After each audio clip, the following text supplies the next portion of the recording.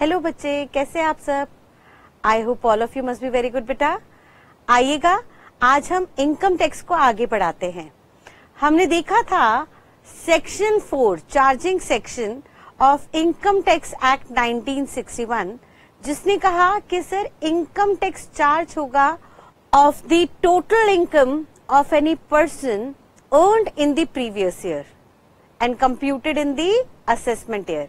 भाई previous year में किसी भी पर्सन ने कोई भी इनकम कमाई है, तो जब प्रीवियस ईयर में वो एंड तक इनकम कमा लेगा, उस इनकम के ऊपर हम टैक्स कंप्यूट करेंगे करंट ईयर में, which is known as assessment year. और उस असेसमेंट ईयर में प्रिस्क्राइब रेट पे हम इनकम टैक्स आपसे चार्ज करेंगे। तो हमने यहाँ पे देखा था सर कि प्रीवियस ईयर वो ईयर था जिस साल में इनकम कमाई गई है, और असेसमेंट ईयर नेक्स्ट ईयर है, वो ईयर है जिस साल में कमाई हुई, पिछले साल की कमाई हुई इनकम का टैक्स कंप्यूट करके आपको सरकार को डिपॉजिट कराना है। अब सवाल ये उठता है, सर ये असेसमेंट ईयर में प्रीवियस ईयर की इनकम का टैक्स कंप्यूट कैसे किया जाए? तो हमने कहा सर प्रीवियस ईयर में किसी भी पर्सन ने जो इनकम कमाई है, उस इनकम को हम रियल इनकम बुलाएंगे, और उस रियल इनकम से हमें टैक्सेबल इनकम कंप्यूट करनी होगी, जिसके लिए हम कुछ पर्टिकुलर प्रोसेस को फॉलो करेंगे। तो हमने वो प्रोसेस देखा पिछली क्लासेस के अंदर। हमने कहा सर सबसे पहले तो एक काम करना, जो भी पर्सन है, पर्सन कौन होगा ओवर द पीरियड हम देखेंगे। अभी के लिए हम इतनी बात ध्यान रखते हैं कि जो भी पर्सन है, उस पर्सन की जो भी टोटल रिसिप्ट होगी, जो भी कैश इनफ्लो होगा, जो भी कमाई होगी, जितना भी कैश इनफ्लो वो कमाएंगे, जो भी कैश इनफ्लो वो कमाएंगे, उसको हम दो पार्ट में बांट देंगे ओवर दी पीरियड। हम आगे आने वाली क्लासेस में देखेंगे उनकी कुछ कमाई को हम इनकम नहीं मानेंगे, लाइक हमने देखा एग्रीकल्चरल इनकम एंड ऑल, और कुछ कमाई को हम इनकम मानेंगे under section 2 subsection 24।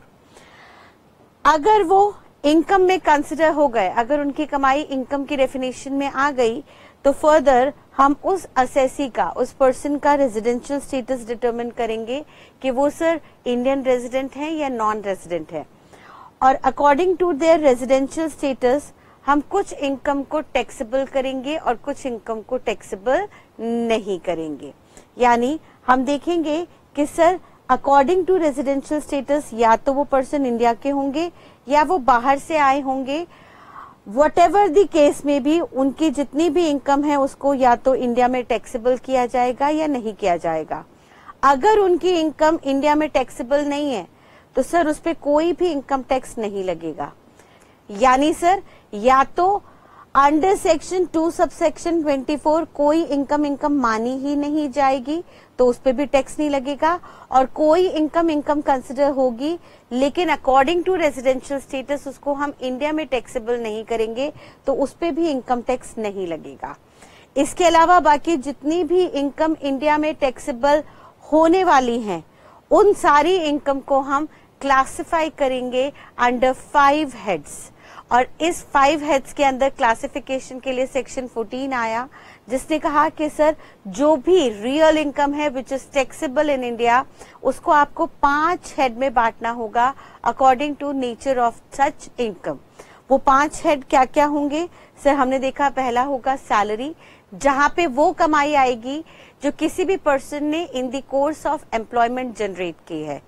Where as अगर कोई एम्प्लॉयमेंट में नहीं है, कोई अपनी बिजनेस अपनी प्रोफेशन को रन कर रहे हैं, तो उनकी इनकम पीजीबीपी हेड के अंदर आ जाएगी। तो सैलरी के प्रोविजंस जो हैं, वो सैलरी के प्रोविजन सेक्शन 15 टू सेक्शन 17 हम देखेंगे। वेयर एज अगर पीजीबीपी इनकम है तो उनके प्रोविजंस आपको सेक्शन 28 से लेकर सेक्शन 44 डीबी तक देखने को मिलेंगे। वेयर एज अगर किसी पर्सन की इनकम हाउस प्रॉपर्टी से, इमूवेबल प्रॉपर्टी को किराए पे चढ़ा के जनरेट हो रही है, तो उनके जो इनकम है वो हाउस प्रॉपर्टी के हेड पे टैक्सेबल होगी, क्लासिफाई होगी, which is covered under section 22 to section 27। Whereas अगर किसी पर्सन के पास कैपिटल एसेट है और उस कैपिटल एसेट को ट्रांसफर करके उन्हें गेन हुआ है, तो वो गेन कैपिटल गेन के हेड में क्लासिफाई किया जाएगा। हाउएवर अगर कोई भी इनकम इन चारों हेड के अंदर सैलरी, हाउस प्रॉपर्टी, पीजीबीपी और कैपिटल गेन में अगर कवर नहीं होगी तो वो अदर सोर्सेज के अंदर क्लासिफाई हो जाएगी। और जो भी इनकम इन 5 हेड में क्लासिफाई हुई हैं उन पांचों इनकम को रिस्पेक्टिवली एडजस्ट किया जाएगा। वहां पे कुछ हो सकता है कुछ खर्चे ऐड बैक किए जाएं और कुछ छूट दी जाए by reducing a particular amount from such income. ये जो रिडक्शन की जाएगी रिस्पेक्टिव हेड्स के अंदर उनकी रियल इनकम में से, उसको हम नाम देंगे एग्जेम्पशन का। एंड देन ये एडजस्टमेंट करने के बाद रिस्पेक्टिव हेड्स में बहुत सारे लोगों की इनकम क्लब की जाएगी। कुछ लोग हम देखेंगे आगे क्लबिंग के चैप्टर में जहां पे उनकी इनकम जोड़ दी जाएगी आपस में, उसको हम क्लबिंग का नाम देंगे, जो हम कंसिडर करेंगे सेक्शन 60 टू सेक्शन 65 में। एंड देन फाइनली अलग अलग हेड्स के अंदर कुछ प्रॉफिट्स जनरेट हुए, कहीं पे कुछ लॉसेस आए, उन सारे प्रॉफिट्स एंड लॉसेस को आपस में एडजस्ट किया जाएगा। उस एडजस्टमेंट को हम नाम देंगे सेट ऑफ लॉसेस, जो हम सेक्शन 72 सेक्शन 80 देखेंगे। And then exemptions, clubbing and set off adjust करने के बाद रिस्पेक्टिव हेड्स में जो टैक्सेबल इनकम आएगी उन सारी टैक्सेबल इनकम को हम अगले स्टेप में ले जाके ऐड कर देंगे और वो जो एग्रीगेट निकल के आएगा इन सब हेड्स का, इन सारे हेड्स की टैक्सेबल इनकम का जो एग्रीगेट निकल के आएगा उसे हम बुलाएंगे ग्रॉस टोटल इनकम, GTI। और उस ग्रॉस टोटल इनकम से फाइनली हमें कुछ छूट मिलेगी इन द नेम ऑफ डिडक्शंस। तो ये जो डिडक्शंस हैं ये GTI से माइनस होंगी, वेयर एज जो एग्जेम्पशंस हैं वो रिस्पेक्टिव हेड से माइनस की जाएगी। बस फर्क ये है एग्जेम्पशंस जो है रिस्पेक्टिव हेड से कनेक्टेड होंगी, वेयर एज डिडक्शंस जो हैं वो जनरल छूट दी जाएगी on the basis of expenses incurred और income generated in the noble cause of the society, nation और फैमिली। भाई सोसाइटी के लिए, नेशन के लिए, फैमिली के लिए, अपने लिए अगर कोई पर्सन कुछ अच्छे काम करेंगे, कुछ खर्चे करेंगे, तो ऐसे में वो सारे के सारी जो खर्चे हैं, जो कमाइयां हैं, उनको हम डिडक्शंस के रूप में GTI से रिड्यूस कर देंगे so as to encourage such person. हम चाहेंगे पर्सन इस तरीके के नेशन के वेलफेयर में, सोसाइटी के वेलफेयर में, अपनी फैमिली के वेलफेयर में इस तरीके के खर्चे करे, तो वो खर्चे हम एंड में जाके GTI से डिडक्ट कर देंगे इन the name of deductions. And deductions minus करने के बाद जो फाइनल इनकम आएगी उसको हम बुलाएंगे टोटल टैक्सेबल इनकम, TTI। और इस TTI में से हम पर्टिकुलर रेट्स मल्टीप्लाई करेंगे तो हमारा आके इनकम टैक्स निकल के आएगा। ठीक है जी। तो ये हमने हेडिंग देखी थी, फ्रेमवर्क देखा था इनकम टैक्स का, जिसको हमने लास्ट क्लास में रिवर्स में समझना शुरू किया। हमने कहा सर ये पूरा प्रोसेस होगा, इस प्रोसेस को अब हम रिवर्स में एनालाइज करेंगे। यानी सबसे पहले इनकम टैक्स निकालने के लिए हम सबसे पहले रेट देखेंगे, उसके बाद हम डिडक्शंस देखेंगे, डिडक्शंस के बाद हम सेट ऑफ लॉसेस देखेंगे, एंड देन क्लबिंग देखेंगे, एंड देन रेजिडेंशियल स्टेटस वगैरह डिटरमिन करेंगे, एंड देन रेजिडेंशियल स्टेटस वगैरह देखने के बाद फाइनली हम एक एक करके रिस्पेक्टिव हेड्स में जाके उनको डिटेल में एनालाइज करेंगे, and then accordingly at the end हम अपना पूरा इनकम टैक्स इस फ्रेमवर्क के अकॉर्डिंगली कंप्यूट कर लेंगे। ठीक है जी। तो हमने लास्ट क्लास में सबसे पहले रेट्स देखना शुरू किया। हमने कहा सर इनकम टैक्स में 3 चीजों के रेट होंगे, यानी इनकम टैक्स कंप्यूट करते वक्त आपको 3 नाम से टैक्सेस देने पड़ेंगे। सबसे पहला टैक्स होगा बेसिक टैक्स, जो आपको देना ही देना है। उस बेसिक टैक्स के ऊपर आपके ऊपर सरचार्ज लगेगा अगर आप अमीर हो, यानी अगर किसी की टोटल टैक्सेबल इनकम किसी भी साल में 50 लाख को पार कर जाएगी तो उनको कहा गया कि बेसिक टैक्स के अलावा आपको एक एडिशनल टैक्स देना होगा बेसिक टैक्स के ऊपर ही, in the name of surcharge. Whereas अगर कोई गरीब असेसी है जिसकी टोटल टैक्सेबल इनकम 5 लाख रुपए या उससे कम की है, तो उन्हें कहा कि सर आपको छूट दी जाएगी। ध्यान रखिएगा, आपको छूट दी जाएगी while computing tax. Tax compute करते वक्त हम आपको यहाँ पे बेसिक टैक्स के ऊपर भी फर्दर कुछ छूट दे देंगे अगर आपकी टोटल टैक्सेबल इनकम 5 लाख या उससे कम है। यानी अगर आप गरीब असेसी हो तो हम फाइनली बेसिक टैक्स पे भी आपको कुछ छूट दे देंगे, और टैक्स रेट में जब छूट देंगे तो उसको हम बुलाएंगे रिबेट। ठीक है जी। वेयर एज अगर आप अमीर असेसी हो, आपकी टोटल टैक्सेबल इनकम 50 लाख से ज्यादा है, तो आपको बेसिक टैक्स के अलावा एडिशनल टैक्स देना होगा in the name of surcharge. ये सरचार्ज कैसे निकलेगा, रिबेट कैसे निकलेगा, अभी हम एक एक करके समझेंगे आगे। एंड देन फाइनली इसके ऊपर एक सेस और चार्ज किया जाएगा अंडर प्रिविलेज की हेल्थ एंड एजुकेशन को देखने के लिए in the name of health and education cess. Health and education cess के नाम से आपको 4% का टैक्स हमेशा देना होगा, सेस देना होगा ऑन द अमाउंट ऑफ, ये सेस किस पे लगेगा, on the amount of basic tax, जो बेसिक टैक्स आपने दिया प्लस सरचार्ज। इन दोनों के ऊपर टोटल आपको टैक्स देना होगा in the name of health and education cess at the flat rate of 4%। ठीक है जी। फर्दर हमने देखा सर बेसिक टैक्स निकालते वक्त आपको ध्यान रखना होगा कि आप कौन सी इनकम पे टैक्स निकाल रहे हैं। सरकार ने कहा सर जो भी इनकम 5 हेड में आप कमा रहे हो उसको हम फर्दर 2 कैटेगरी में बांटेंगे। सर 5 हेड में जो इनकम आई, अगर वो इनकम रिकरिंग नेचर की है, हमने देखा वो इनकम आप कंटिन्यूअसली कमा रहे हो, एक रेगुलर फ्रीक्वेंसी में कमा रहे हो, वो जो रेगुलर फ्रीक्वेंसी की इनकम है वो 5 में से किसी भी हेड में आ सकती है। अगर वो रेगुलरली आप कमा रहे हो तो उसे हम नाम देंगे नॉर्मल या रेगुलर इनकम का। जैसे सैलरी हर महीने आप कमा रहे हो, हाउस प्रॉपर्टी से रेंट हर महीने आपको आ रहा है, पीजीबीपी से प्रॉफिट हर महीने आपको आ रहा है। कैपिटल गेन में हमने कहा सर आपने कुछ सिक्योरिटीज में डील करते हो और सिक्योरिटीज आप रेगुलर बेसिस पे बेच रहे हो, उससे आपको कैपिटल गेन आ रहा है। या सर अदर सोर्सेज में आपने कुछ सिक्योरिटीज खरीदी और हर साल आपको उस पे इंटरेस्ट या डिविडेंड मिल रहा है।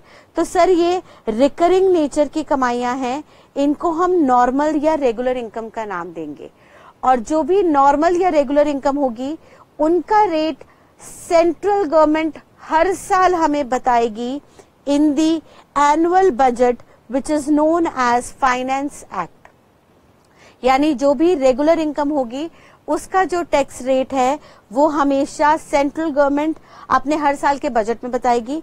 और बजट कैसे बनता है सर, सबसे पहले सेंट्रल गवर्नमेंट फाइनेंस बिल बनाती है, फाइनेंस बिल में वो कुछ अमेंडमेंट्स लिखती है, फिर ये बिल आगे अप्रूवल के लिए भेजा जाता है to both houses of parliament and president approval.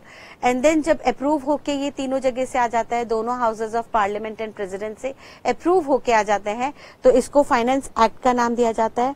और इस फाइनेंस एक्ट को जो हर साल आता है, इसके अंदर रिकरिंग नेचर की कमाई के स्लैब रेट्स गिवन होते हैं।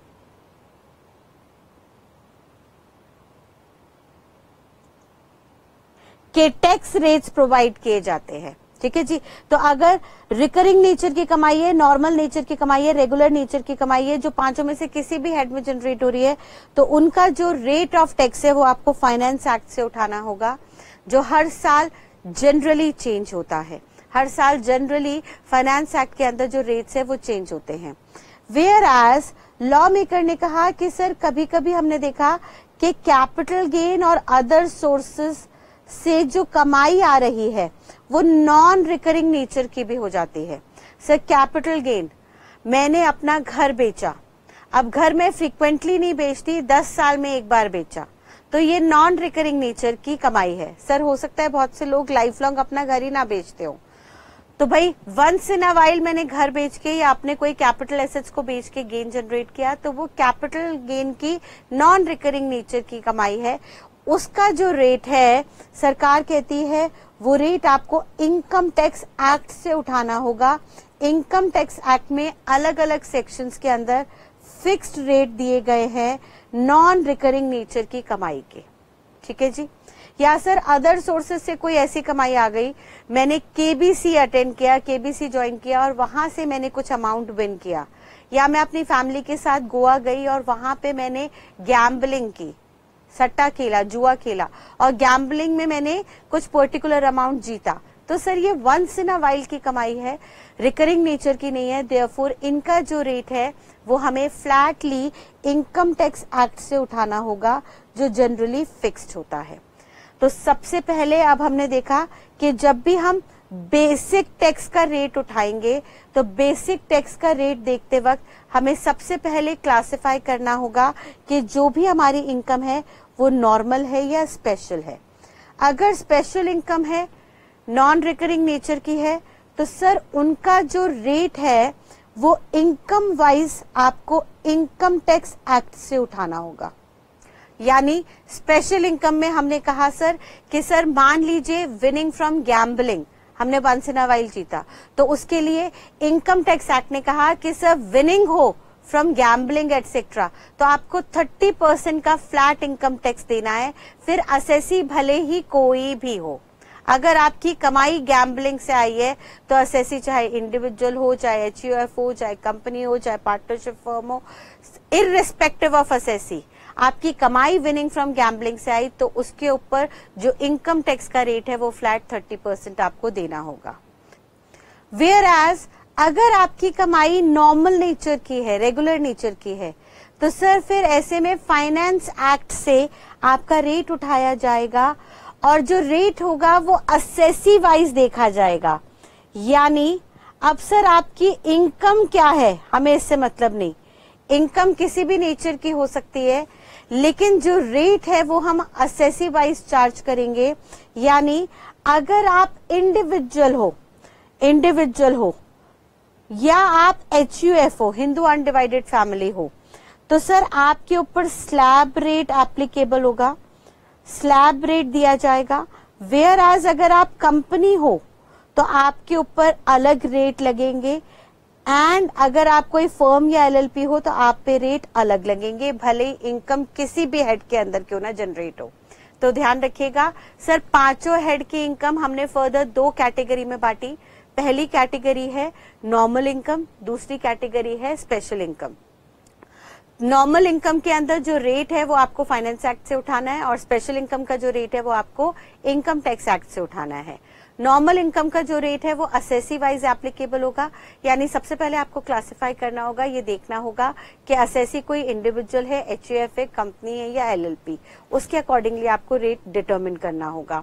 वेयर एज अगर स्पेशल इनकम है तो वहां पे इनकम वाइज आपको टैक्स रेट डिटरमिन करना होगा, वहां पे असेसी कोई भी रहे, आप देखोगे नेचर ऑफ इनकम क्या है, उसके अकॉर्डिंगली आपको इनकम टैक्स एक्ट से रेट निकालना होगा। ठीक है जी, क्लियर है यहां तक की बात। फर्दर एक छोटी सी बात हम दिमाग में और बैठा लेते हैं, ऑब्जेक्टिव स्टैंड पॉइंट से एग्जामिनर आपसे पूछ सकता है। हमने पीछे इंट्रोडक्शन में देखा था कि सर कॉन्स्टिट्यूशन के अंदर यूनियन लिस्ट आइटम नंबर 82 ने पावर दी थी पार्लियामेंट को कि आप इनकम पे लॉ बना सकते हो। यहां से पावर लेके पार्लियामेंट ने इनकम टैक्स एक्ट 1961 बनाया। इस एक्ट को फर्दर चैप्टर्स में बांटा गया, फ्रॉम चैप्टर 1 टू चैप्टर 23, और ये चैप्टर रोमन कैपिटल में है। पूरे इनकम टैक्स एक्ट को 23 चैप्टर्स में बाइफरकेट कर दिया गया और इन 23 चैप्टर्स के अंदर टोटल 298 सेक्शंस डाले गए। ठीक है जी, जिनमें से कुछ बेसिक चैप्टर्स इस तरह से हैं। सर ये जो सेक्शंस है 298 सेक्शंस इन चैप्टर्स के अंदर हैं और चैप्टर्स को ब्रॉडली अब हम बांट देते हैं अपने कैटेगरी वाइज, जिसके अकॉर्डिंग हम आगे चल के टोटल टैक्सेबल इनकम कंप्यूट करेंगे किसी भी असेसी की। तो सर सबसे पहले हम देखेंगे यहाँ पे चैप्टर 4 आएगा, जो चैप्टर 4 हमें 5 हेड में कैलकुलेशन करना सिखाएगा। चैप्टर 3 हम देखेंगे जिसमें पांचों हेड के अंदर कुछ रिस्पेक्टिव रिडक्शंस की बात होगी, जिनको हम एग्जेम्पशंस का नाम देंगे। फिर चैप्टर 5 में जाके हमें क्लबिंग सिखाई जाएगी। चैप्टर 6 जो है वो हमें सेट ऑफ की प्रोविजंस देगा। चैप्टर 6A के अंदर डिडक्शंस दी जाएंगी जो हमें जीटीआई से रिड्यूस करनी है टीटीआई निकालने के लिए। एंड चैप्टर 12 एंड 12A जो है वो हमें स्पेशल इनकम से रिलेटेड कुछ प्रोविजंस और रेट्स की बात बताएगा। और स्पेशल इनकम कौन सी इनकम होगी सर? वो इनकम जो नॉन रिकरिंग नेचर की है, जो कैपिटल गेन या अदर सोर्सेज के हेड के अंदर हम क्लासिफाई करके उनकी टैक्स लायबिलिटी डिटरमिन करेंगे। तो स्पेशल इनकम के जो प्रोविजंस होंगे चैप्टर 12 और 12A के अंदर हम देखेंगे। ठीक है जी, तो ये ऑब्जेक्टिव स्टैंड पॉइंट से आपको ये चैप्टर नंबर याद रखने हैं। बस फिलहाल के लिए इतनी बात ध्यान रखिएगा कि इनकम टैक्स निकालने के लिए टोटल टैक्सेबल इनकम से हमें कुछ रेट्स मल्टीप्लाई करने होंगे और वो रेट्स हमें 3 कैटेगरी में लेने होंगे। पहली कैटेगरी बेसिक टैक्स की, दूसरी कैटेगरी सरचार्ज। सरचार्ज तभी लगेगा जब आपकी टोटल टैक्सेबल इनकम 50 लाख से ज्यादा है, यानी सरचार्ज इफ एनी हमेशा नहीं लगता, but health and education cess जो है वो हमेशा लगेगा। हेल्थ एंड एजुकेशन सेस 4% का फ्लैट रहेगा। सरचार्ज का रेट डिपेंड करेगा ऑन टोटल टैक्सेबल इनकम और बेसिक टैक्स का जो रेट है वो रेट डिपेंड करेगा इनकम की नेचर पे। इनकम अगर स्पेशल है तो सर नेचर वाइज, इनकम की नेचर वाइज हम इनकम टैक्स एक्ट से रेट उठाएंगे, वेयर एज अगर इनकम जो है वो नॉर्मल रेगुलर नेचर की है तो उनका जो रेट है वो हम फाइनेंस एक्ट से उठाएंगे। और अगर असेसी इंडिविजुअल या HUF है तो उनके ऊपर स्लैब रेट अप्लाई किया जाएगा। अब ये जो स्लैब रेट है, ये स्लैब रेट ऑलरेडी हमने लास्ट क्लास में डिस्कस करना शुरू किया था। आइए उन रेट्स को एक बार रिवाइज करते हैं और उसके बेसिस पे क्वेश्चंस देखते हैं। सबसे पहले हमने देखा बेसिक टैक्स का रेट। हमने कहा सर बेसिक टैक्स का जो रेट है वो अगर नॉर्मल इनकम पे आप निकालने जा रहे हैं, नॉर्मल इनकम पे, तो ये असेसी वाइज निकलेगा। हमें देखना होगा असेसी कौन है, इंडिविजुअल है, HUF है, कंपनी है एंड सो ऑन। और इसका जो रेट है वो फाइनेंस एक्ट से उठाना होगा।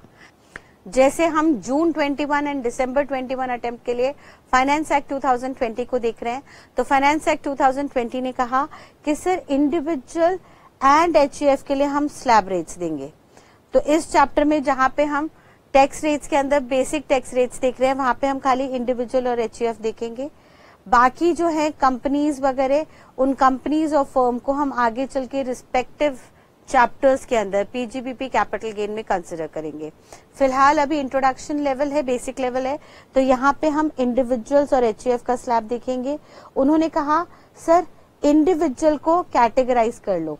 अगर कोई इंडिविजुअल रेजिडेंट है, इंडियन रेजिडेंट है एंड वो इंडिविजुअल रेजिडेंट बिलो 60 इयर्स है, यानी जो रेजिडेंट है उसकी एज 60 साल से कम है, या वो नॉन रेजिडेंट है और किसी भी एज का है, या वो HUF है, हिंदू अनडिवाइडेड फैमिली है SSC, तो ऐसे केस में उन्होंने कहा कि सर तीनों में से कोई भी हो, resident below 60 years, non resident of any as और एन HUF, तीनों ही केस में स्लैब रेट सेम रहेगा, जो कुछ इस तरह से होगा कि सर उनकी टोटल टैक्सेबल इनकम जो होगी अप टू 2,50,000, 2.5 लाख तक की टोटल टैक्सेबल इनकम पे कोई भी इनकम टैक्स नहीं लगेगा। वेयर एज 2.5 लाख से लेके 5 लाख तक के स्लैब पे 5% का टैक्स, 5 लाख से 10 लाख तक की इनकम पे 20% का टैक्स और 10 लाख से ऊपर 30% का टैक्स लगेगा। वेयर एज अगर उस रेजिडेंट इंडिविजुअल की एज 60 इयर्स और मोर है at any time during the relevant previous year, तो ऐसे में उनको 3 लाख रुपए तक की छूट मिलेगी, यानी उनकी टोटल टैक्सेबल इनकम 3 लाख तक पे कोई इनकम टैक्स नहीं, 3 से 5 लाख तक के स्लैब पे 5% का टैक्स, 5 से 10 लाख के स्लैब पे 20% का टैक्स और 10 लाख से ऊपर 30% का टैक्स। यानी इसमें और इसमें क्या फर्क है सर? यहाँ पे 2.5 लाख तक की छूट है, 2.5 से 5 तक 5% है, और यहाँ पे 3 लाख तक की छूट है, 30 से 5 तक, 3 से 5 लाख तक, यानी 5 लाख तक के अमाउंट पे 5% का स्लैब रेट चलेगा। हाउएवर अगर वो रेजिडेंट इंडिविजुअल की एज 80 इयर्स और मोर है, इंडिविजुअल रेजिडेंट है एसएससी और उनकी एज 80 इयर्स और मोर है, तो लॉ मेकर ने कहा उन्हें हम 5 लाख रुपए तक छूट देंगे। उनकी टोटल टैक्सेबल इनकम पे कोई इनकम टैक्स नहीं, 5 लाख तक छूट है। तो सर हमने देखा था यहाँ पे 2.5 लाख तक छूट, यहाँ पे 3 लाख तक छूट, यहाँ पे 5 लाख तक की छूट। अगर बिलो 60 इयर्स की एज थी तो 2.5 से 5 लाख तक 5%, 60 इयर्स और मोर थी तो 3 से 5 लाख तक 5%, लेकिन 80 इयर्स और मोर के केस में सिर्फ 5 लाख तक की छूट है। देयरफॉर यहाँ पे 5% का स्लैब है ही नहीं।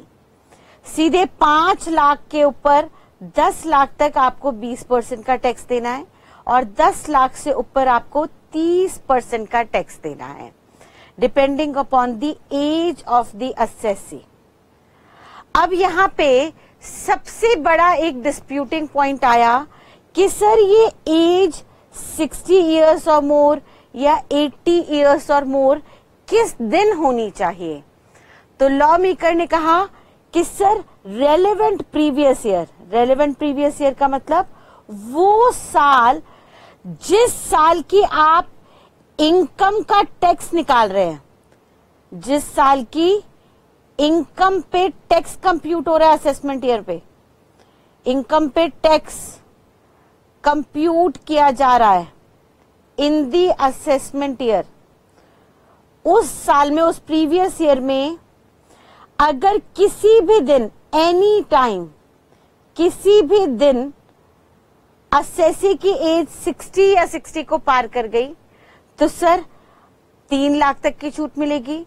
अगर उनकी एज 80 इयर्स को क्रॉस कर गई, 80 और मोर इयर्स हो गई तो 5 लाख तक की छूट और बाकियों के लिए 2.5 लाख तक की छूट रहेगी। अब इसमें मैम डिस्प्यूट आता है कि हम पर्टिकुलरली किस दिन माने कि किसी असेसी की एज क्या है। तो लॉ मेकर इस एक्ट के तहत साइलेंट रहा इस मैटर को लेके, एज के मैटर को लेके इनकम टैक्स एक्ट में चुप्पी रही, जिसके चलते इंडस्ट्री में डिस्प्यूट आया और ये डिस्प्यूट पहुंचा सुप्रीम कोर्ट तक। सुप्रीम कोर्ट में मैटर पहुंचा in the case of Prabhudayal Sesma. Prabhudayal Sesma ji का डिस्प्यूट हुआ विद स्टेट ऑफ राजस्थान और दोनों का डिस्प्यूट पहुंचा apex court of supreme court. ठीक है, सुप्रीम कोर्ट जो हाईएस्ट कोर्ट है, जिसे हम एपेक्स कोर्ट भी कहते हैं, वहां पे ये डिस्प्यूट पहुंचा और फिर इस डिस्प्यूट के तहत सुप्रीम कोर्ट ने एक जजमेंट सुनाई जो बाद में डिपार्टमेंट ने भी क्लैरिफाई की अंडर सर्कुलर नंबर 28/2016, जिसके अंदर सीबीडीटी ने भी वही बात क्लैरिफाई की जो सुप्रीम कोर्ट ने प्रभुदयाल सेस्मा जी की जजमेंट में कही थी।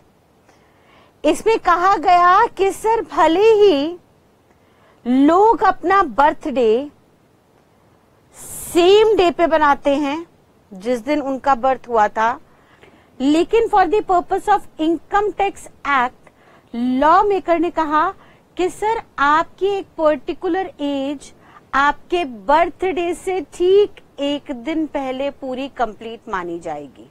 यानी मैं एग्जाम्पल ले लेती हूं। फॉर एग्जाम्पल हमारे एक असेसी हैं मिस्टर राम। ठीक है जी, अब मिस्टर राम जो हैं वो लेट्स से 30 अप्रैल 1960 को बॉर्न हुए। अब इनके 60 इयर्स कंप्लीट कब माने जाएंगे? On 30 April 2020, is it? अब ऐसे में आई सुप्रीम कोर्ट की जजमेंट, प्रभुदयाल सेस्मा जी की जजमेंट या सर्कुलर 28/2016, जिन्होंने क्लैरिफिकेशन दी बोर्ड ने। उन्होंने कहा सर इस बर्थडे को, भले ही ये 30 अप्रैल 2020 बर्थ का डे है, बर्थडे है जिस दिन मिस्टर राम अपना बर्थडे सेलिब्रेट करते हैं, लेकिन इस दिन उनके 60 इयर्स कंप्लीट नहीं हुए। इस दिन उनके 60 इयर्स कंप्लीट नहीं हुए हैं, हम इसको कंप्लीशन नहीं मानेंगे। अब आप कहोगे मैम क्यों नहीं मानेंगे? अगर हम ये मान लें कि भाई मिस्टर राम 30 अप्रैल को बॉर्न हुए थे इन द इवनिंग 4:30, तो हमें ये मानना चाहिए कि 30 अप्रैल 2020 को 4:29 PM को इनके 60 साल कंप्लीट हो गए। लॉ मेकर ने कहा नहीं, हम यहाँ पे इनकम टैक्स एक्ट के लिए निकालते वक्त घंटे नहीं देखेंगे, ये जो घंटे हैं ये हमें इग्नोर करने हैं। हम क्या देखेंगे? दिन। और हमारे मुताबिक यानी लॉ मेकर के मुताबिक उनका कहना है कि सर 30 तारीख को तो उनका 61st ईयर बिगिन हो गया है, 61वां साल उनका शुरू हो गया है।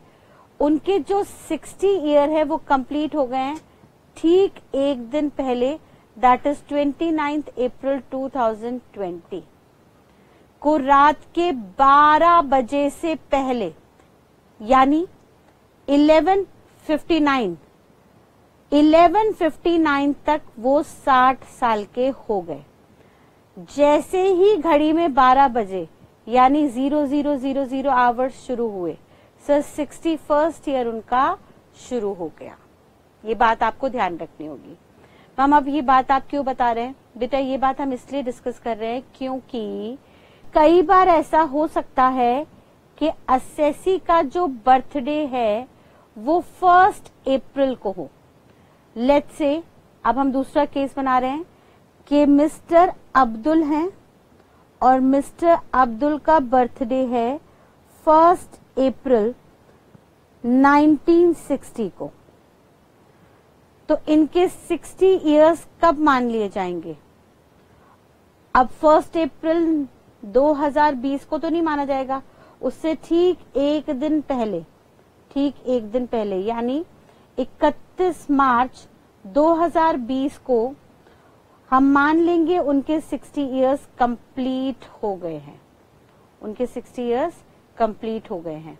और यहाँ पे 60 इयर्स कंप्लीट हो गए हैं, तो लॉ मेकर कह रहा है कि ऑन एनी डे, किसी भी एक दिन in the relevant previous year, let's say previous year है 1920 का, जो 1 अप्रैल 2019 से शुरू हुआ और 31 मार्च 2020 को कंप्लीट हुआ। तो sir let's say relevant previous year है 31 मार्च 2020, तो इस दिन वो 60 साल के हो गए हैं। Therefore next year assessment year में उनके ऊपर जो स्लैब रेट होगा वो 60 और मोर ईयर्स वाला एप्लीकेबल होगा, जहां पे उन्हें 3 लाख की छूट मिलेगी। या अगर हम इस फाइनेंशियल ईयर की बात करें तो हम ऐसे भी एग्जाम्पल ले सकते हैं कि सर मिस्टर जॉन है और मिस्टर जॉन का जो बर्थडे है वो मिस्टर जॉन का बर्थडे है ऑन 1 अप्रैल 1961, तो उनके 60 इयर्स का पूरे हुए ऑन 31 मार्च 2021 को उनका 60 इयर्स कंप्लीट हो गए। अब 60 इयर्स यहाँ पे कंप्लीट हुए और ये हमारा प्रीवियस ईयर हो गया 2020-21 का, जो 1 अप्रैल 2020 से शुरू हुआ था और 31 मार्च 2021 तक चला। तो अब ऐसे केस में नेक्स्ट ईयर जो असेसमेंट ईयर आया 2021-22 का, इस पीरियड में आप जब टैक्स निकालेंगे मिस्टर जॉन का, तो उनके जो स्लैब रेट लेंगे वो 3 लाख तक एग्जेम्प्ट कर देंगे, उस पे कोई भी इनकम टैक्स एप्लीकेबल नहीं होगा, उस पे कोई भी इनकम टैक्स एप्लीकेबल नहीं होगा। क्योंकि सर हमने यहाँ पे ऊपर स्लैब में देखा कि सर जब भी 60 इयर्स या मोर की एज होगी on any day during the previous year, तो ऐसे में असेसमेंट ईयर में टैक्स निकालते वक्त स्लैब रेट 3 लाख तक पे कोई टैक्स नहीं होगा, 3 लाख से ऊपर 5 लाख तक 5%, 5 से 10 तक 20% और 10 से ऊपर 30% का टैक्स आपको देना होगा। एंड फाइनली ये जो लिमिट्स होंगी हमने देखा सर इंडिविजुअल रेजिडेंट्स की या HUF के केस में हमने जो लिमिट्स देखी, या नॉन रेजिडेंट के केस में किसी भी एज का था हमने जो लिमिट्स देखी, ये सारी लिमिट्स जो हैं, इन लिमिट्स को हम स्लैब रेट का हिस्सा मानेंगे और इसमें जो मैक्सिमम लिमिट है जिस पे टैक्स नहीं लगेगा उस लिमिट को हम नाम देंगे अब से मैक्सिमम एग्जेम्पशन लिमिट। उसको हम बुलाएंगे मैक्सिमम एग्जेम्पशन लिमिट, जिसे शॉर्ट में हम MEL भी कहते हैं। तो ऑब्जेक्टिव में कई बार क्वेश्चन आ जाता है, what is the MEL, what is the maximum exemption limit of individual and HUF। तो अगर इंडिविजुअल की एज कितनी है, इंडिविजुअल जो है वो रेजिडेंट है और उनकी एज जो है 80 इयर्स और मोर है, तो उनकी मैक्सिमम एग्जेम्पशन लिमिट है 5 लाख रुपए। अगर वो इंडिविजुअल रेजिडेंट हैं और उनकी एज 60 इयर्स और मोर की है, 80 से कम की है, तो उनकी मैक्सिमम एग्जेम्पशन लिमिट है 3 लाख। अगर इंडिविजुअल रेजिडेंट जिनकी एज 60 इयर्स से लेस है, या वो इंडिविजुअल नॉन रेजिडेंट हैं ऑफ एनी एज, किसी भी एज के, या वो HUF है, हिंदू अनडिवाइडेड फैमिली है, तो इन तीनों ही केसेस में मैक्सिमम एग्जेम्पशन लिमिट 2.5 लाख की है। ठीक है जी। इसके ऊपर 5 लाख तक 5%, 5 से 10 तक 20% और 10 लाख के ऊपर 30% का स्लैब रेट रहेगा। यहां तक किसी को कोई भी डाउट? देखिए बेटा, अब मैं यहाँ पे बहुत स्लो चली थी जानबूझ के, क्योंकि ये बहुत रेलेवेंट टॉपिक थे क्वेश्चन प्रैक्टिस करते वक्त, और ये जो रेट्स है वो हमारे टिप्स पे होने चाहिए in order to quickly resolve the questions. Question practice करते हैं इसके। अब हम देखते हैं क्या क्या क्वेश्चंस हैं और उन क्वेश्चन की सहायता से इन रेट्स को अपने दिमाग में बैठाते हैं। आइए देखते हैं बेटा पहला क्वेश्चन।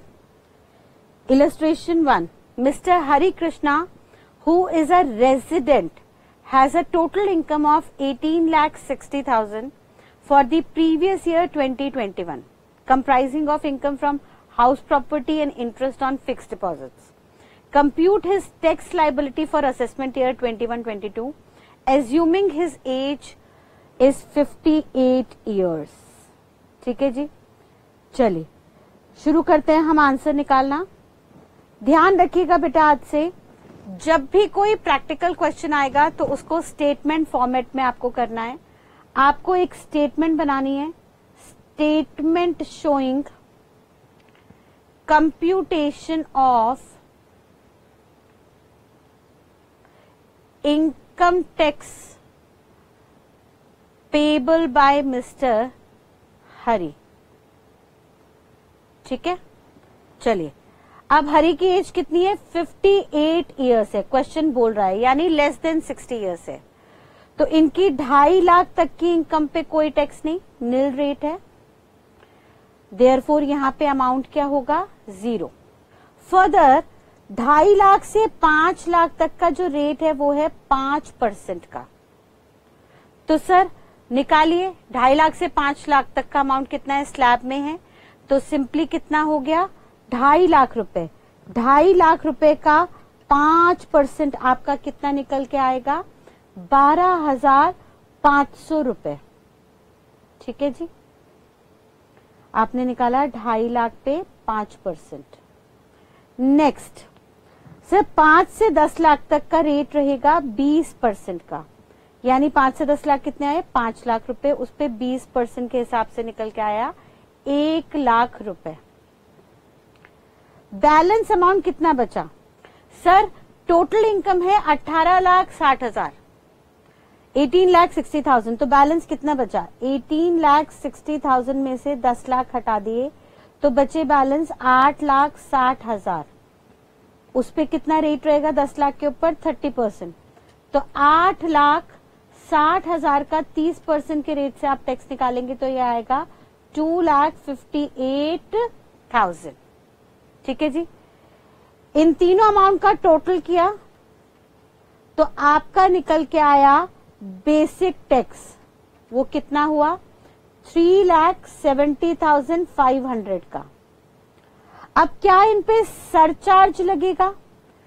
सर हमने देखा सरचार्ज कब होता है? जब आपकी टोटल टैक्सेबल इनकम 50 लाख को एक्सीड करती है, और यहाँ पे टोटल टैक्सेबल इनकम जो है वो 50 लाख से नीचे है, देयरफॉर सरचार्ज यहाँ पे एप्लीकेबल नहीं होगा, नॉट एप्लीकेबल। ठीक है, NA मीन्स नॉट एप्लीकेबल, यहाँ पे सरचार्ज नहीं लगेगा, जिसके चलते बेसिक टैक्स अभी भी कितना निकल के आएगा, 3,70,500। हाँ, अब इसके ऊपर हेल्थ एंड एजुकेशन सेस का रेट है 4%। ये रेट हमेशा 4% रहेगा और सब असेसीज के बेसिक टैक्स पे लगाया जाएगा, जो निकल के आएगा 14,820। ये किस पे निकाला है आपने सर?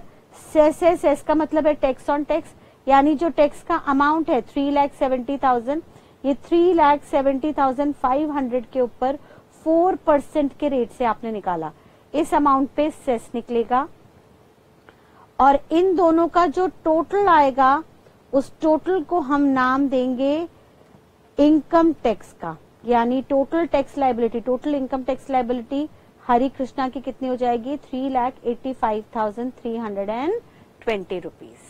क्लियर है बेटा? Simple question. नेक्स्ट क्वेश्चन देखिएगा, next question illustration number 2। Mister Madhusudan has a total income of rupees 78,60,000। Sir इस बार जो टोटल टैक्सेबल इनकम है वो 50 लाख को क्रॉस कर गई है। For the previous year 2021 comprising of income from house property, business and interest and fixed deposits, compute his tax liability for assessment year 21-22। चलिए निकालते हैं सोल्यूशन। अगेन हमें एक स्टेटमेंट बनानी होगी, ध्यान रखिएगा हमारे को स्टेटमेंट के बिना आंसर नहीं देना, हमें बनानी है statement showing computation of tax liability of Madhusudan. जो भी असेसी का नाम दिया है वो आपको लिखना है और साथ साथ ईयर भी लिखना है। फॉर द असेसमेंट ईयर, कौन सा असेसमेंट ईयर है, 21-22। अब इसमें एज नहीं बताई, यहाँ पे मधुसूदन की एज नहीं बताई, तो ध्यान रखिएगा एक एग्जाम नोट लिख लीजिएगा। जब भी क्वेश्चन में असेसी की एज ना गिवन हो तो आप हमेशा एज्यूम करेंगे बिलो 60 इयर्स है, क्योंकि जनरली ज्यादातर जो लोग इनकम जनरेट करते हैं वो रिटायरमेंट से पहले ही करते हैं। 60 इयर्स से कम की एज पे ज्यादा लोग कमाते हैं, 60 के बाद मैक्सिमम लोग रिटायर हो जाते हैं, बहुत कम लोग ये होते हैं कि आफ्टर रिटायरमेंट भी काम करते हैं। तो भाई सिंपल सी बात है, if age is silent in question, अगर एज साइलेंट है क्वेश्चन में तो आपको क्या एज्यूम करना होगा, बिलो 60 इयर्स। एंड दूसरा, अगर सवाल में रेजिडेंट नॉन रेजिडेंट स्टेटस नहीं दिया हो, if residential status is silent, अगर रेजिडेंशियल स्टेटस जो है असेसी का वो साइलेंट है क्वेश्चन में, तो आपको एज्यूम करना होगा टू बी रेजिडेंट। भाई इंडिया में हम टैक्स लायबिलिटी निकाल रहे हैं तो इंडियन रेजिडेंट की निकाल रहे होंगे, ये दो बातें आपको ध्यान में रखनी होंगी। ठीक है, तो अब यहाँ पे क्वेश्चन साइलेंट है, ना एज बता रहा है ना रेजिडेंशियल स्टेटस बता रहा है, तो आप क्या मान लेंगे, सर है ये इंडियन रेजिडेंट ही रेजिडेंट है और इनकी एज जो है वो बिलो 60 इयर्स है। ठीक है, बिलो 60 इयर्स है। क्लियर है? तो बिलो 60 इयर्स में कितने तक की छूट, 2.5 लाख तक पे कोई टैक्स नहीं, निल। 2.5 से 5 लाख तक सेम 5% का टैक्स, वो निकल के कितना आएगा सर, 12,500।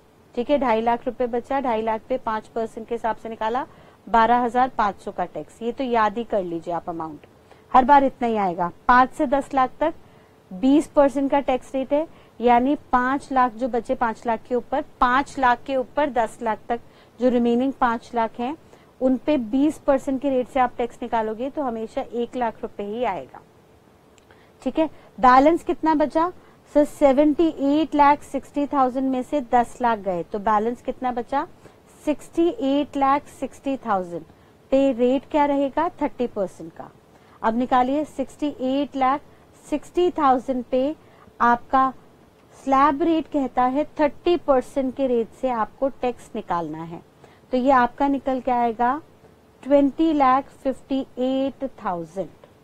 ठीक है जी, यानी बेसिक टैक्स कितना हो गया, 20,58,000 plus 1 lakh plus 12,500 which goes to 21,70,500।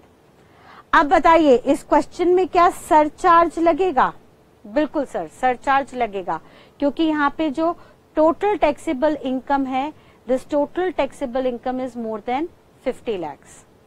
अब हमने देखा कि सर टोटल टैक्सेबल इनकम जो है 50 लाख से ऊपर है तो सरचार्ज रहता है 10% का, और ये जो सरचार्ज होता है ये 10% का निकल के आता है on basic tax.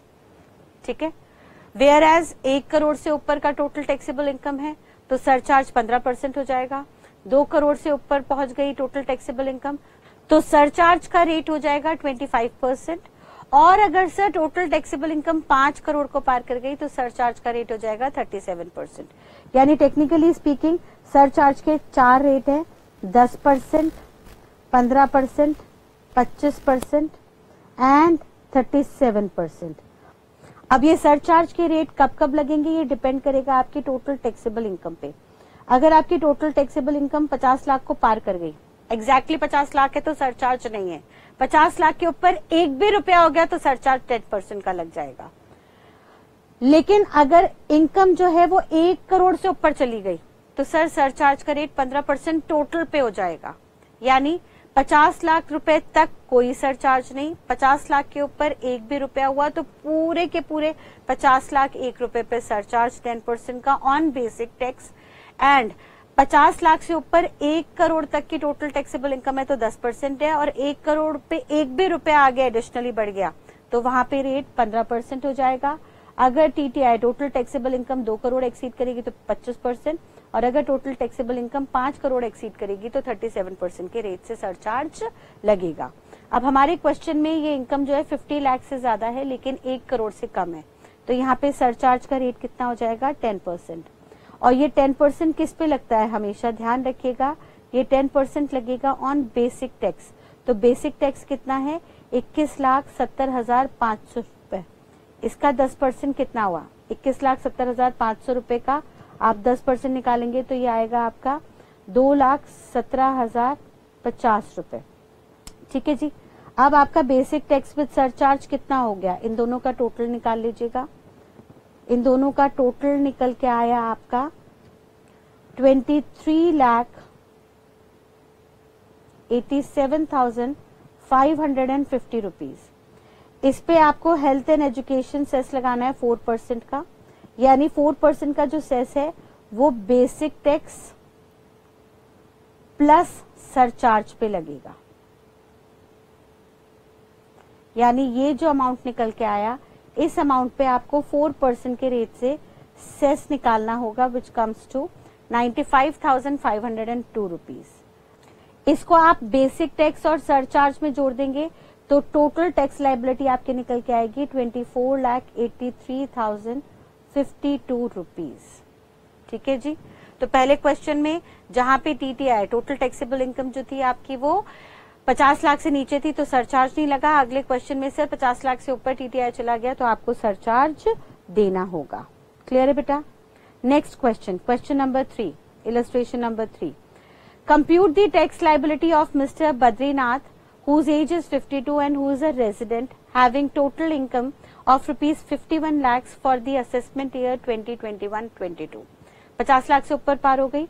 Assume that his total income comprises of salary, house property and interest on fixed deposits.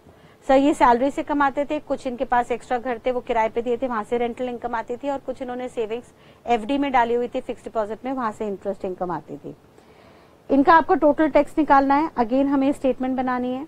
इनकी जो एज है वो एज क्या है? प्रैक्टिस करिएगा, ये क्वेश्चन खुद से निकालने की कोशिश कीजिए। इनकी एज कितनी है?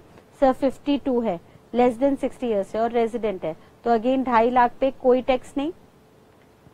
ऊपर 2.5 लाख से ऊपर जो है 5% का रेट है, यानी ये आया आपका 12,500। 5 लाख से ऊपर 10 लाख तक 20% का रेट है, यानी ये आपका आया टोटल 1 लाख रुपए। और बैलेंस जो बचा, बैलेंस कितना बचा? इनकी टोटल इनकम थी 51 लाख की, जिसमें से 10 लाख गए तो 41 लाख पे रिमेनिंग पे 30% के रेट से टैक्स निकाला आपने।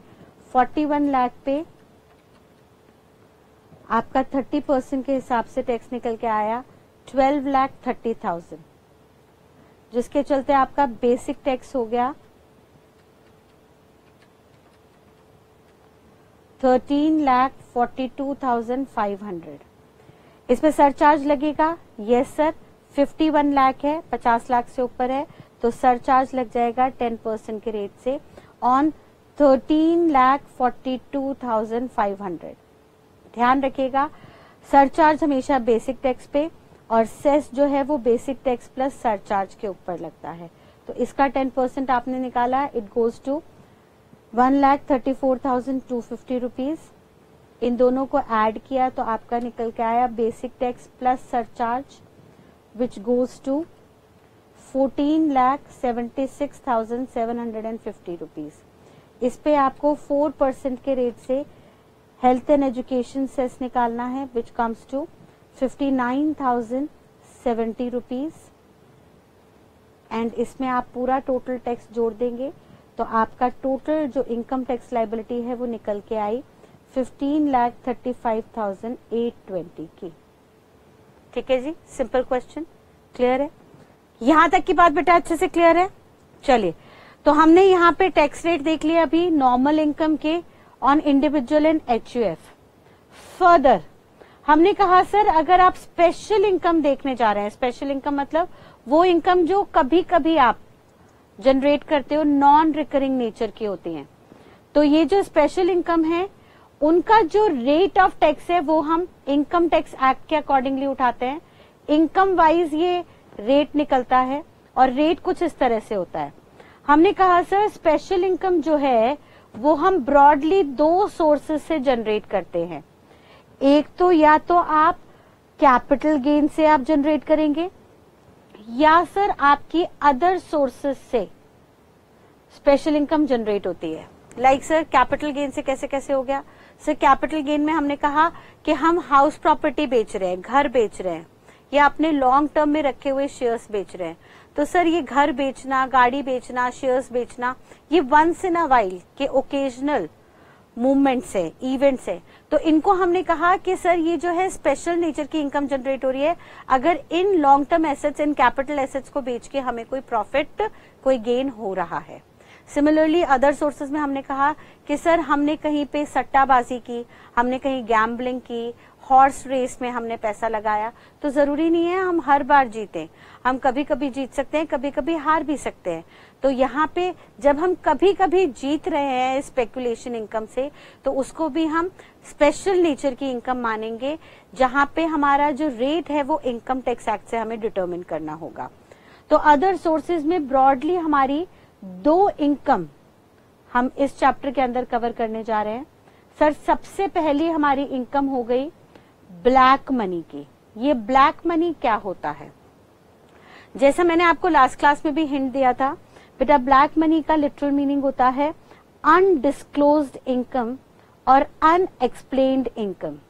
अनडिस्क्लोज्ड का मतलब सर वो इनकम जो आपने सरकार को बताई नहीं, जो आपने अपने पिछले सालों की टैक्स रिटर्न में डिक्लेयर नहीं की, डिस्क्लोज नहीं की।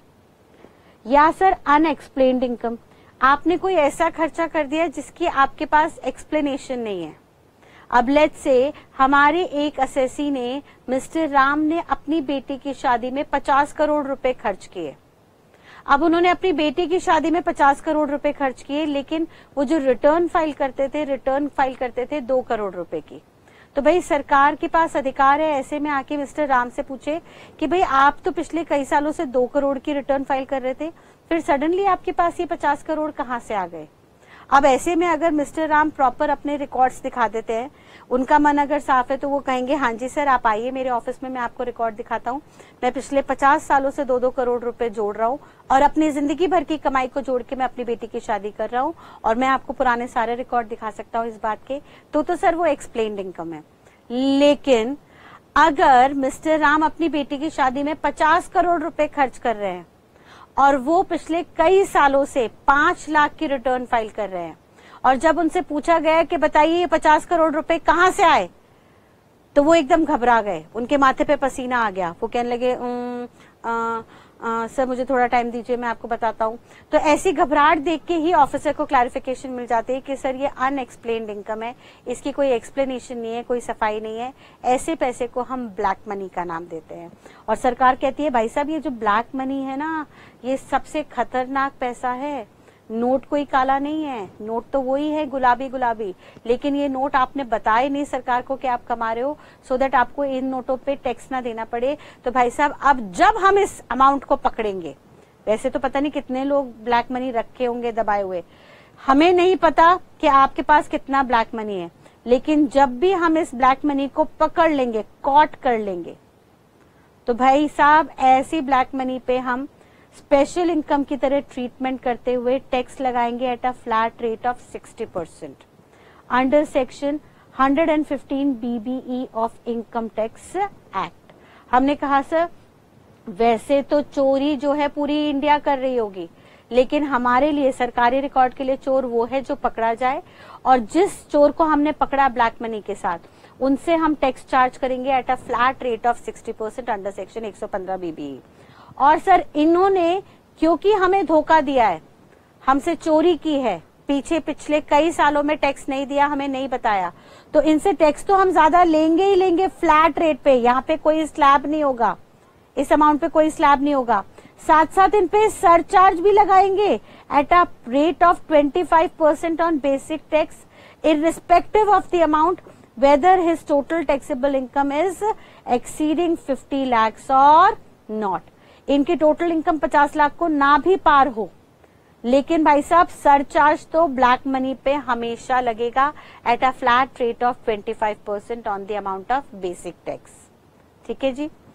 दूसरा जो स्पेशल इनकम जनरेट हुआ from the head other sources, वो हो गया आपका winning amount from lottery, crossword, puzzles, race including horse race और कार्ड गेम्स और any other game of sort, और from gambling, betting etcetera. Any other game of sort का मतलब होता है सर कोई भी गेम जहां पे विनिंग अमाउंट दिया जा रहा है, लाइक कौन बनेगा करोड़पति, या बिग बॉस, या sir DID dance India dance, या कोई भी ऐसा गेम शो जहां पे गेम है और विनिंग अमाउंट है। सर ये सारे जितने भी गेम्स हैं, इन सब से जो भी विनिंग अमाउंट आएगा वो हमारी स्पेशल इनकम का हिस्सा माना जाएगा, और क्योंकि वो स्पेशल इनकम है तो उसका जो रेट है वो हम इनकम टैक्स एक्ट से उठाएंगे। और लॉ मेकर ने कहा, इनकम टैक्स एक्ट ने कहा कि सर अगर lottery, winning games, horse race, card games वगैरह से किसी से भी आप कुछ अमाउंट जीत रहे हो तो उस पर फ्लैट टैक्स रेट है 30% का, और ये जो 30% का फ्लैट रेट होगा ये ग्रॉस विनिंग पे लगेगा। ग्रॉस का मतलब होगा without deducting any expense, without deducting any expense, कोई भी खर्चा माइनस नहीं करना।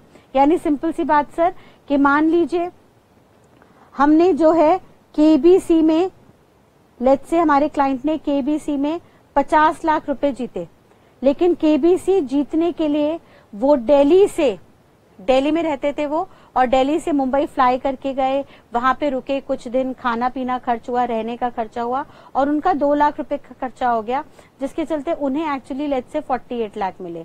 तो लॉ मेकर ने कहा उन्हें कितना मिल रहा है हमें इससे मतलब नहीं है, जितना टोटल विनिंग अमाउंट है, भाई साहब आपने फ्री में बैठ के सट्टे से कमाया है। अब मैम केबीसी में तो हमने मेहनत की है, बहुत पढ़ाई की है क्वेश्चंस के जवाब देने के लिए, तो ठीक है, लेकिन यहाँ पे तो किस्मत का भी सहयोग है ना, यहाँ पे एफर्ट्स तो हर किसी ने मारे होंगे, लेकिन जीत के कुछ ही बंदे जा रहे हैं। तो सर ये जो एक्स्ट्रा कमाई आपको अदर सोर्स से हुई विनिंग से, इसमें से हम कोई खर्चे वर्चे माइनस नहीं करेंगे, जो टोटल विनिंग अमाउंट आएगा उस टोटल विनिंग अमाउंट पे फ्लैट 30% के रेट से हम यहाँ पे इनकम टैक्स चार्ज करेंगे। हाउएवर सरचार्ज सिर्फ और सिर्फ तभी लगेगा जब आपकी टोटल टैक्सेबल इनकम जो है वो 50 लाख को पार करेगी। यानी सर यहाँ पे हमने अदर सोर्सेज से 2 स्पेशल इनकम देखी, एक देखा ब्लैक मनी जिसपे फ्लैट रेट है 60% का प्लस सरचार्ज 25% का ऑलवेज, वेयर एज दूसरी हमने स्पेशल इनकम देखी winning from horse race, gambling etcetera. तो वहां पे उन्होंने कहा सर फ्लैट रेट है इनकम टैक्स का 30%, और सरचार्ज यहाँ पे हमेशा नहीं लगता, यहाँ पे सरचार्ज की नॉर्मल कंडीशन ही एप्लीकेबल है। अगर आपका टोटल टैक्सेबल इनकम 50 लाख को एक्सीड कर रहा है तो आपको 10% का सरचार्ज देना है, अदरवाइज कोई सरचार्ज नहीं लगेगा। ठीक है जी। और इन 2 इनकम को छोड़ के यानी ब्लैक मनी और विनिंग फ्रॉम हॉर्स रेस वगैरह को छोड़ के बाकी जो भी अदर इनकम है from income from other sources, उनको हम नॉर्मल इनकम मानेंगे और नॉर्मल इनकम मानते हुए उनका फाइनेंस एक्ट के अकॉर्डिंगली हम रेट उठाएंगे। अगर वो इंडिविजुअल या एचयूएफ है तो स्लैब रेट होगा और अगर कंपनी पार्टनरशिप फर्म है तो अलग रेट रहेंगे। ठीक है जी। तो ये जो नॉर्मल इनकम के रेट हैं वो हम इंडिविजुअल एचयूएफ के तो देख ही चुके हैं, बाकी कंपनी एलएलपी के हम रिस्पेक्टिवली आगे चल के रिस्पेक्टिव हेड्स के अंदर पीजीबीपी कैपिटल गेन के अंदर देखेंगे। ठीक है जी। तो अभी हमने यहाँ पे स्पेशल इनकम देखा ऑन अदर सोर्सेज, जिसमें 2 इनकम आई, ब्लैक मनी जिसके ऊपर आपको फ्लैट 60% का टैक्स देना है under section 115 BBE plus surcharge हमेशा ही देना है 25% का, और दूसरा हमने देखा winning amount from horse race, gambling, games etcetera etcetera, वहां पे फ्लैट रेट जो है वो 30% का है और सरचार्ज वहां पे नॉर्मल कंडीशंस के अकॉर्डिंगली ही लगेगा। इन 2 के अलावा कोई भी अदर सोर्स की इनकम है वो नॉर्मल इनकम मानी जाएगी और नॉर्मल इनकम मानते हुए हम बाकी स्लैब रेट्स या फाइनेंस एक्ट के अकॉर्डिंगली उनके ऊपर इनकम टैक्स कंप्यूट करेंगे।